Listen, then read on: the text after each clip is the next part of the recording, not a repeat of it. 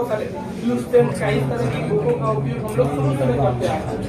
जैसे ही 12th में आप कंप्लीट कर जाते हैं, समझ लीजिए 12th के बाद अच्छा से चलना, अच्छा से तैयारी करना और बुरा से चलना और बुरे रास्ता में जाना, ये तमाम चीज का जिम्मेदारी आपके ऊपर है।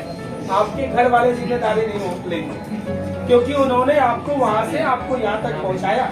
मैट्रिक परीक्षा देने के बाद छात्र छात्राओं की खुद को समझदारी से काम लेना चाहिए, क्योंकि आपको आगे बढ़ाने में आपके पेरेंट्स के पास कोई मतलब समय नहीं है। वो आपके पीछे पीछे भौंकेगा या आपके लिए वो पैसा आपने कर देगा जिससे आप पढ़ाई लिखाई करो। अगर आपके पेरेंट्स आपके पीछे पीछे जाएंगे तो पैसा आप नहीं करेंगे तो आप आगे बढ़ पाएंगे? नो सर, है कि नहीं? आपका कपड़ा लत्ता की व्यवस्था करना, किताब को की व्यवस्था करना, कोई संस्थान का पैसा मेंटेनेंस करना, अगर कॉलेज में एडमिशन ले रहे तो फी का पेमेंट करना, मतलब बहुत सारे काम जो होते हैं। उसके बाद खाना पीना की व्यवस्था करना, बाकी आने वाले भविष्य की व्यवस्था करना, तो आपके पेरेंट्स करते हैं ना।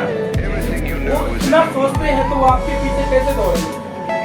तो मतलब समझ लो कि आप 10th के बाद भविष्य बनाने और बिगाड़ने की पूरी जिम्मेदारी आपके ऊपर होता है। और इसी ये जो टर्म पॉइंट है ना 11th 12th के बाद बच्चे अपने अपने राह को चूज करते हैं।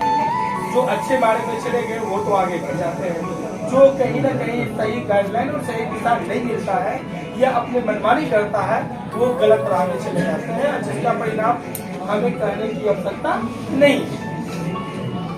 ठीक है, ये एक मौलिक ज्ञान ये है कि आपको चलना कैसे। आपने जो उद्देश्य लेकर के सुबह घर से निकलते हैं उस उद्देश्य को तब तक आप रुकने मत दीजिए, तब तक नहीं रुकने दीजिए जब तक आपका सफलता नहीं मिल जाता। और सफलता के राह में आप मान लीजिए यहाँ से संतुर जाते हैं तो निश्चित तौर पर बहुत जगह धीरे धीरे बहुत जगह कठिनाइयों का सामना करना पड़ेगा, फिर भी आपका उद्देश्य क्या है कि मुझे संतुर पहुँचना है कि नहीं? ठीक वही चीज है कि आपको इस राह में कभी कोचिंग संस्थान का फिट मेंटेनेंस नहीं हो पाएगा। कभी हो सकता है कि आपको बुक की आवश्यकता पड़ जाए जिससे कि उनका दे नहीं हो पाएगा। हो सकता है कि कभी आपको बेहतर नहीं मिल सकता। इसके लिए घबराने की आवश्यकता नहीं, बिल्कुल भी नहीं घबराने की आवश्यकता। अभी तो 30 में देख लेना, लेकिन मुझे याद है कि मैंने जब 11th में था हटा हुआ सही, विश्वास नहीं होगा तो मेरे पास साक्ष्य, और मैं बिना साक्ष्य का बिना सबूत का कुछ बोलना पसंद नहीं करता। एक एजुकेटेड व्यक्ति जिसके पास मतलब क्वालिटी, क्वांटिटी और क्वालिफिकेशन वीडियो ही चल रहा है Q4 क्वालिटी, क्वांटिटी, मतलब क्वालिटी, क्वांटिटी, क्वालिफिकेशन, ये 3 चीज के दम पे बोल रहा है। और जितना बोल रहे हैं उतना आप एविडेंस के साथ चेक करो, मैं रेडी हूँ। तो मैं कॉन्फिडेंस के साथ बता रहा हूँ, वही कॉन्फिडेंस आप लोगों के अंदर लाना चाह रहा हूँ कि आप कहीं भी जाएं बिल्कुल आप अपने मतलब सच्चाई पे स्टैंड करो। और अगर आप सच्चाई पे चलते हैं तो सच्चाई पर चलने वाले को तो राजा हरिश्चंद्र जी को कठिनाई हुआ था, हम आप एक इंसान, राइट?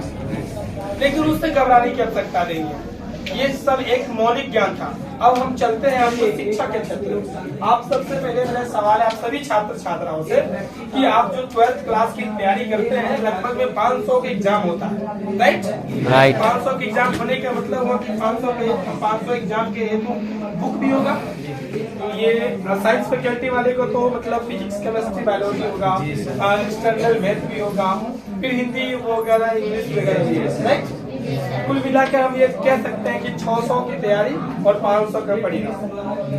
अच्छा, 6 विषय जो दिया जाता है सरकार के द्वारा अधिकृत ये विषय है, कोई कोचिंग संस्थान के शिक्षक के द्वारा नहीं है और ना मेरे द्वारा है, राइट? तो आप उस चीज को कैसे पढ़ते हैं कोई एक बता सकते हैं बच्चे लोग? कोई एक छात्र छात्राएं कोचिंग संस्थान में आपको कितने देर पढ़ाई होता है? 6 घंटा, 5 घंटा। कितने बजे से कितने बजे? 6 से 11, 6 to 11, 5 घंटा। तो यहाँ पे आने के लिए लगभग में आपको 5 बजे से तैयारी होना होता होगा। जी सर। यानी 6 घंटा, 1 घंटा रेडी फॉर और मतलब तैयारी और पहुँचने में लगता होगा। 6 घंटा आपका लैप्स हो गया। हमारे ये जो वॉच है इसमें कितने घंटा निर्धारित है? 24 घंटा। 6 घंटा इसमें काट दिए तो कितने घंटे बचेगा? 18। अच्छा, तो आप लोग मतलब जो है तो सोते होते भी हैं? जी सर। अगर सोते हैं तो कितने घंटे? ईमानदारी से 8 घंटा। 10 घंटा जो सोते हैं वो पहले हाथ खड़ा कीजिए। 8 घंटा वाले, 6 घंटा वाले,